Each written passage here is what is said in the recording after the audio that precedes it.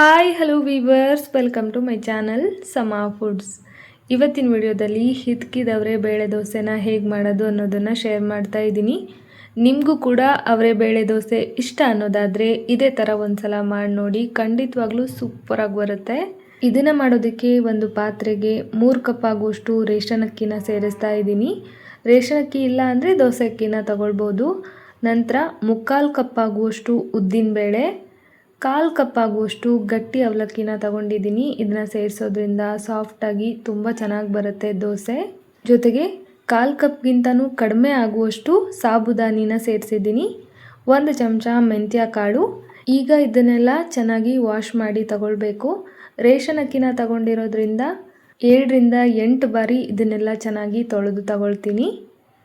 ಇವಾಗ ನೋಡಿ 7-8 ಬಾರಿ ಅಕ್ಕಿನ ಬೇಳೆನ ಚೆನ್ನಾಗಿ ತೊಳೆದಿದ್ದೀನಿ.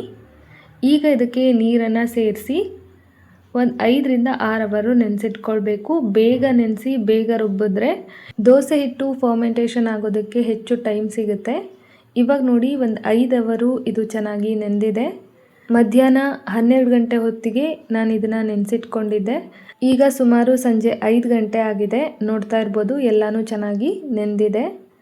ಈಗ ಇದನ್ನೆಲ್ಲ ಒಂದು ಮಿಕ್ಸಿ ಜಾರ್ಗೆ ಸೇರಿಸಿ ರುಬ್ಕೊಂಡ್ಬಿಡೋಣ. ಇದನ್ನು ರುಬ್ಬೋದಕ್ಕೆ ಬೇಕಾದಷ್ಟು ನೀರನ್ನು ಕೂಡ ಸೇರಿಸಿ ತುಂಬ ನೈಸಾಗೂ ಅಲ್ಲದೆ ತುಂಬ ತರ್ತರಿಯಾಗೂ ಅಲ್ಲದೆ ಮೀಡಿಯಮ್ ಆಗಿ ಈ ಹಿಟ್ಟನ್ನು ರೆಡಿ ಮಾಡ್ಕೊಳ್ತೀನಿ. ಯಾಕಂದರೆ ಇದೇ ಹಿಟ್ಟಲ್ಲಿ ನಾನು ಬೇಕಾದರೆ ಮತ್ತೆ ಇಡ್ಲಿ ಕೂಡ ಮಾಡ್ಕೊಳ್ತೀನಿ. ಹಾಗಾಗಿ ತುಂಬ ನೈಸಾಗೂ ರುಬ್ಬಿಲ್ಲ, ತುಂಬ ತರ್ತರಿಯಾಗೂ ಕೂಡ ರುಬ್ಬಿಲ್ಲ. ಇದೇ ಹಿಟ್ಟಲ್ಲಿ ಇಡ್ಲಿ ಕೂಡ ಮಾಡ್ಬೋದು, ಅದು ಕೂಡ ಚೆನ್ನಾಗಿ ಬರುತ್ತೆ. ಪಡ್ಡು ಕೂಡ ಚೆನ್ನಾಗಿ ಬರುತ್ತೆ.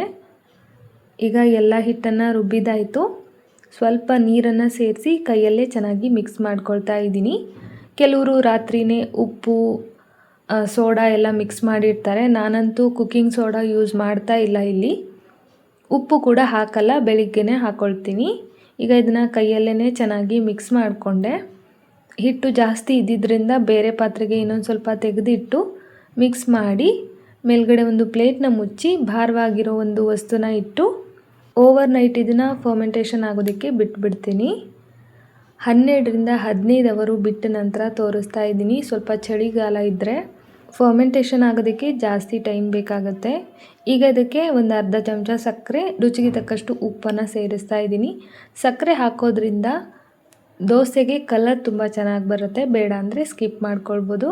ಇದನ್ನ ಚೆನ್ನಾಗಿ ಮಿಕ್ಸ್ ಮಾಡಿದ್ರೆ ದೋಸೆ ಹಿಟ್ಟು ರೆಡಿ ಆಗುತ್ತೆ.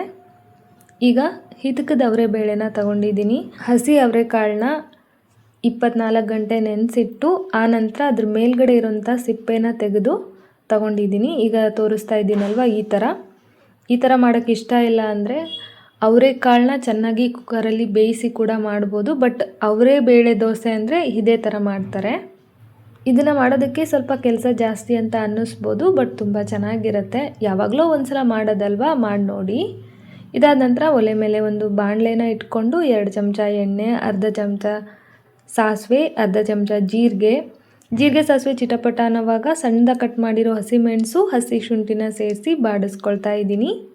ಇದೆಲ್ಲ ಒಂದು ಮಟ್ಟಿಗೆ ಬಾಡಿದ ನಂತರ ಒಂದು ಕಡ್ಡಿ ಕರಿಬೇವು, 2 ಮೀಡಿಯಮ್ ಸೈಜ್ ಈರುಳ್ಳಿನ ಸಣ್ಣದಾಗಿ ಕಟ್ ಮಾಡಿ ಸೇರಿಸಿ ಇದ್ರ ಹಸಿ ವಾಸನೆ ಎಲ್ಲ ಹೋಗೋವರೆಗೂ ಚೆನ್ನಾಗಿ ಇದನ್ನು ಫ್ರೈ ಮಾಡ್ಕೊಳ್ಬೇಕು.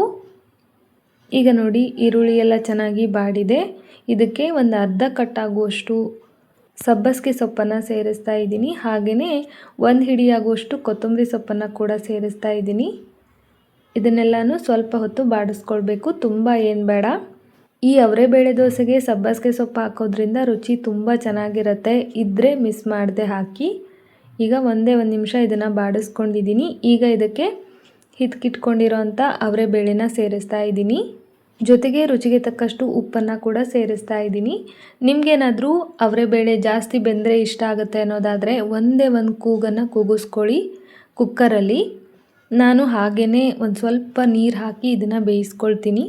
ಒಂದು ಅರ್ಧ ಲೋಟ ಆಗುವಷ್ಟು ನೀರನ್ನು ಸೇರಿಸಿ ಮೇಲ್ಗಡೆ ಒಂದು ಲಿಡ್ನ ಕ್ಲೋಸ್ ಮಾಡಿ 4 ರಿಂದ 5 ನಿಮಿಷ ಕಡಿಮೆ ಉರಿನಲ್ಲಿ ಬೇಯಿಸ್ಕೊಂಡ್ರೆ ಸಾಫ್ಟಾಗಿ ಬೆಂದಿರುತ್ತೆ. ಇವಾಗ ನೋಡಿ 4-5 ನಿಮಿಷ ಚೆನ್ನಾಗಿ ಬೇಯಿಸ್ಕೊಂಡಿದ್ದೀನಿ. ಇದು ಹೀಗೇ ಉದುರುದ್ರಾಗಿರಬೇಕು. ತುಂಬ ಸಾಫ್ಟ್ ಆದರೆ ಅಷ್ಟೊಂದು ಚೆನ್ನಾಗಿರೋದಿಲ್ಲ. ಈಗ ಅವರೆಬೇಳೆ ದೋಸೆಗೆ ಬೇಕಾಗಿರೋ ಅವರೆಬೇಳೆ ಪಲ್ಯ ರೆಡಿ ಆಯಿತು. ಇದನ್ನು ಸೈಡಲ್ಲಿ ಎತ್ತಿಟ್ಕೊಂಡು ಒಲೆ ಮೇಲೆ ಕಬ್ಬಿಣದ ಹಂಚನ್ನು ಬಿಸಿ ಆಗೋದಕ್ಕೆ ಇಟ್ಕೊಂಡಿದ್ದೀನಿ. ಚೆನ್ನಾಗಿ ಕಾದಿರೋ ಹಂಚಿನ ಮೇಲೆ ನೀರನ್ನು ಹಾಕಿ ಚೆನ್ನಾಗಿ ಒಂದ್ಸಲ ಒರೆಸ್ಕೊಂಡು ಸ್ವಲ್ಪ ಬೆಣ್ಣೆನ ಸವರ್ತಾ ಇದ್ದೀನಿ. ಬೆಣ್ಣೆ ಬದಲು ಎಣ್ಣೆಲೂ ಕೂಡ ಮಾಡ್ಕೊಳ್ಬೋದು. ನಂತರ 1.5 ಸೌಟಾಗುವಷ್ಟು ದೋಸೆ ಹಿಟ್ಟನ್ನು ಸೇರಿಸಿ ಅದನ್ನು ಸೌಟಲ್ಲಿ ಹರಡಬಾರ್ದು. ಉರಿನ ತುಂಬ ಕಡಿಮೆ ಇಟ್ಕೊಂಡು ಅವರೇ ಬೇಳೆದು ಮಿಕ್ಸ್ಚರ್ ಮಾಡಿ ಇಟ್ಕೊಂಡಿದ್ವಲ್ಲ ಅದನ್ನು ಹಾಕಿ ನಿಧಾನಕ್ಕೆ ರೊಟ್ಟಿ ತಟ್ತೀವಲ್ಲ ಅದೇ ಥರ ತಟ್ಟಬೇಕು. ಇದೇ ಥರ ದೋಸೆನ ಎಷ್ಟು ತೆಳ್ಳಗೆ ಬೇಕೋ ಅಷ್ಟು ತೆಳ್ಳಗೆ ಮಾಡ್ಕೊಳ್ಬಹುದು. ಈಗ ನೋಡಿ ದೋಸೆನ ಚೆನ್ನಾಗಿ ಹರಡಿದ್ದಾಗಿದೆ. ಆ ದೋಸೆ ಹಿಟ್ಟಲ್ಲಿ ಎಷ್ಟು ಹಿಡಿಸುತ್ತೋ ಅಷ್ಟೇ ಅವರೇ ಬೇಳೆನ ಹಾಕಬೇಕು. ಜಾಸ್ತಿ ಹಾಕಿಬಿಟ್ರೆ ಅದು ದೋಸೆ ಜೊತೆಗೆ ಅಂಟ್ಕೊಂಡು ಬೇಯೋದಿಲ್ಲ, ಉದುರು ಬಿಡುತ್ತೆ. ಈಗ ಇದ್ರ ಮೇಲ್ಗಡೆ ಒಂದು ಲಿಡ್ನ ಕ್ಲೋಸ್ ಮಾಡಿ ಕಡಿಮೆ ಉರಿನಲ್ಲಿ ಒಂದೇ 1 ನಿಮಿಷ ಬೇಯಿಸ್ಕೊಳ್ತೀನಿ.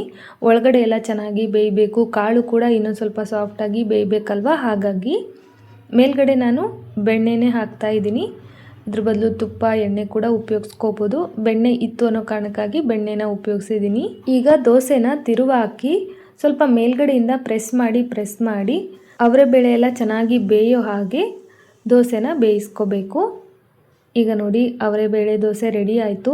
ತುಂಬ ಒಳ್ಳೆ ಕಲರಲ್ಲಿ ಒಂದೇ ಒಂದು ಕಾಳು ಕೂಡ ಬಿಟ್ಕೊಂಡಿಲ್ಲ, ಚೆನ್ನಾಗಿ ಹಿಡ್ಕೊಂಡಿದೆ ದೋಸೆ ಜೊತೆಗೆ.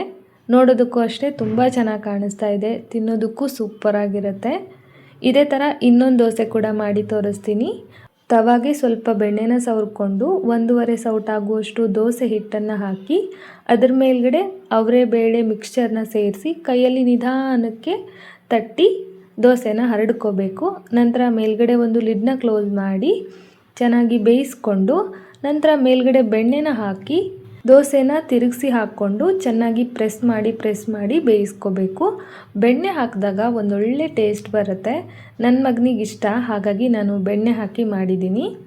ಈಗ ನೋಡಿ ನೋಡ್ತಾ ಇನ್ನೊಂದು ದೋಸೆ ಕೂಡ ರೆಡಿ ಆಯಿತು. ನೋಡ್ತಾ ಇದ್ದೀರಲ್ವ ಎಷ್ಟೊಂದು ಪರ್ಫೆಕ್ಟಾಗಿ ಬಂದಿದೆ ಅಂತ. ಹೊರಗಡೆ ಅವರೇ ಮೇಳದಲ್ಲಿ ತಿಂತೀವಲ್ಲ ಅದೇ ಥರ ಬಂದಿದೆ. ನೋಡೋದಕ್ಕೆ ಎಷ್ಟು ಸೂಪರಾಗಿದೆಯೋ ತಿನ್ನೋದಕ್ಕೆ ಅದಕ್ಕಿಂತನೂ ಸೂಪರಾಗಿರುತ್ತೆ. ಇದ್ರ ಜೊತೆಗೆ ಯಾವುದೇ ರೀತಿಯ ಚಟ್ನಿ, ಗ್ರೇವಿ, ಸಾಂಬಾರು ಎಲ್ಲನೂ ಚೆನ್ನಾಗಿರುತ್ತೆ. ನಾನಿಲ್ಲಿ ಶೇಂಗಾ ಚಟ್ನಿನ ಸರ್ವ್ ಮಾಡಿದ್ದೀನಿ. ಐ ಹೋಪ್ ಇವತ್ತಿನ ಈ ವಿಡಿಯೋ ನಿಮ್ಮೆಲ್ಲರಿಗೂ ತುಂಬಾ ಇಷ್ಟ ಆಯಿತು ಅಂದ್ಕೊಳ್ತೀನಿ. ಇಷ್ಟ ಆಗಿದ್ರೆ ಒಂದು ಲೈಕ್ ಮಾಡೋದನ್ನು ಮರಿಬೇಡಿ. ಮುಂದಿನ ವಿಡಿಯೋದಲ್ಲಿ ಮತ್ತೊಂದು ಟೇಸ್ಟಿ ರೆಸಿಪಿ ಜೊತೆಗೆ ಮತ್ತೆ ಸಿಗ್ತೀನಿ. Bye friends, thank you.